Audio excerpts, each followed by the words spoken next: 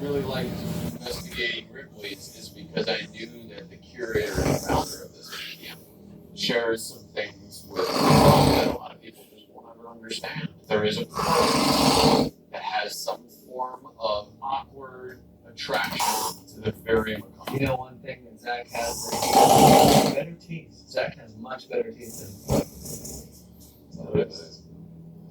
Go ahead, guys. You guys go. Yeah, we're gonna